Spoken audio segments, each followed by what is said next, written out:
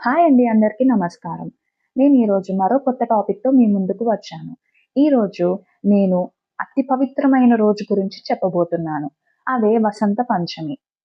ప్రతి సంవత్సరం మాఘమాసంలో వచ్చే 5వ రోజున మనం వసంత పంచమిగా జరుపుకుంటాం.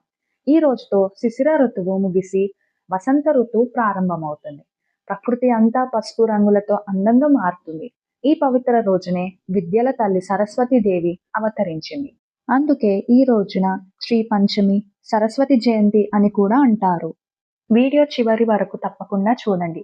అలానే మీకు గనక నా వీడియోస్ నచ్చినట్టయితే లైక్, షేర్ అండ్ సబ్స్క్రైబ్ చేయండి. ఇలానే మీరు సపోర్ట్ చేస్తే నేను మరిన్ని కొత్త వీడియోస్‌తో మీ ముందుకు వస్తాను. ఇప్పుడు వసంత పంచమి గురించి తెలుసుకుందాము. ముందుగా సరస్వతి దేవి యొక్క పేరు అర్థం ఏమిటో తెలుసుకుందాం. సరస్వతి అంటే జ్ఞానం ఎప్పుడు ప్రవహిస్తూ ఉండాలి అని అర్థం. గురువు నుంచి శిష్యుకి, తల్లిదండ్రుల నుంచి పిల్లలకు విద్య నిరంతరం వెళ్ళాలి. అజ్ఞానాన్ని తొలగించి విజ్ఞాన కాంతిని ఇచ్చే దేవియే సరస్వతి దేవి. ఆమె తెల్లని కమలంపై కూర్చుంటది. వీణ, పుస్తకం చేతిలో పట్టుకొని ఉంటది.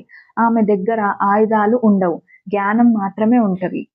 సరస్వతి దేవి కథ గురించి పురాణాల్లో ఎన్నో కథలు ఉన్నాయి. అందులో నుంచి నేను 2 చెప్పబోతున్నాను.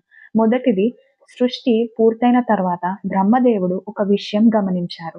ప్రజలందరూ మౌనంగా ఉన్నారు, జ్ఞానం ఎవరికీ లేదు. అప్పుడు ఆయన శ్రీ మహావిష్ణువును ప్రార్థించారు. శ్రీహరి చెప్పిన ప్రకారం బ్రహ్మదేవుడు తన కమండలంలో నీటిని చిలికారు. ఆ నీటిలో నుంచి తెల్లని వస్త్రాలు ధరించి అందమైన దేవత అవతరించారు. ఆమె చేతిలో వీణ ఉంది. బ్రహ్మదేవుడు ప్రార్థించాక సరస్వతీదేవి వీణ వాయించింది.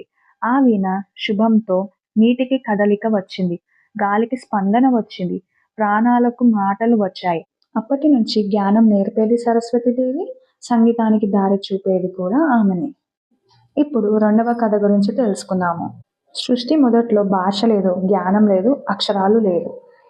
ఈ ప్రపంచం మొత్తం మౌనంగా ఉంది. ఈ విషయం తెలిసిన శ్రీ మహావిష్ణువు దేవతలకు తపస్సు చేయమన్నారు. దేవతలు తపస్సు చేయగా ఆకాశంలో ఒక తెల్లని కాంతి కనిపించింది. ఆ కాంతి బ్రహ్మదేవుని నాలుకపై నిలిచింది. అప్పటి నుంచి దేవతలకు మాటలు వచ్చాయి, జ్ఞానం వచ్చింది, వేదాలు పుట్టాయి. కానీ భూలోకంలో మనుషులకు ఇంకా జ్ఞానం రాలేదు. మళ్ళీ తపస్సు చేసిన తర్వాత ఆ కాంతి యొక్క దివ్య రూపంగా అవతరించింది. ఆ రోజే మాఘ శుక్ల పంచమి. ఆ రోజును సరస్వతీదేవి జన్మదినంగా ప్రకటించారు. ఇప్పుడు వసంత పంచమి ఎందుకు ముఖ్యమైన రోజో తెలుసుకుందాం. ద్వాపర యుగంలో శ్రీకృష్ణుడు సరస్వతీదేవి కృపతో 64 కళలు నేర్చుకున్నారు. ఆయన ఒక వరం ఇచ్చారు. వసంత పంచమి రోజు నీ పూజ ప్రత్యేకంగా జరుపుతారు. అందుకే ఈ రోజు చాలా పవిత్రమైన రోజు. ఇప్పుడు సరస్వతి దేవికి సంబంధించిన 11 పవిత్ర నామాలు ఏవో తెలుసుకుందాం. ఈ నామాలను వసంత పంచమి రోజున భక్తితో స్తుతిస్తే అమ్మవారి కృప తప్పకుండా లభిస్తుంది. మొదటిది శారద, శరత్ ఋతువుకు దేవత. రెండవది సరస్వతి, జ్ఞానం నదిలా ప్రవహించే తల్లి. మూడవది భారతి, మాటలకు అధిపతి అయిన దేవి. నాలుగవది వీణావాతిని, వీణ వాయించే దేవత. ఐదవది బుద్ధిదాయిని, బుద్ధిని ఇచ్చే తల్లి. ఆరవది హంస సువాహిని, హంస వాహనంగా కలిగిన దేవి. ఏడవది వాగీశ్వరి, మాటలకు ఈశ్వరి అయిన తల్లి. ఎనిమిదవది కౌముది, చంద్రకాంతిల శాంతి ఇచ్చే దేవి. తొమ్మిదవది ప్రయుక్త, లోకమంతా తెలిసిన దేవి. పదవది చంద్రకంఠ, చంద్రునిలా కాంతివంతమైన కంఠం కలది. 11వది భువనేశ్వరి, సర్వలోకాలకు తల్లి అయిన దేవి. ఇప్పుడు సులభమైన పూజా విధానం తెలుసుకుందాం. ఉదయం స్నానం చేసి తెల్లని లేదా పసుపు బట్టలు ధరించాలి. సరస్వతి దేవి ముందు దీపం వెలిగించండి, పసుపు పూలు అర్పించండి. విద్యార్థులు పుస్తకాలు పెట్టండి.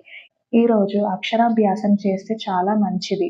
ఈ పూజ నుంచి ఫలితాలు ఏమొస్తాయంటే విద్యార్థులకు చదువులో దృష్టి, పరీక్షలో విజయం, కళాకారులకు సంగీతం, కళలో నైపుణ్యం, అందరికీ జ్ఞానం, మంచి మాటలు, ఆధ్యాత్మిక శాంతి వస్తుంది.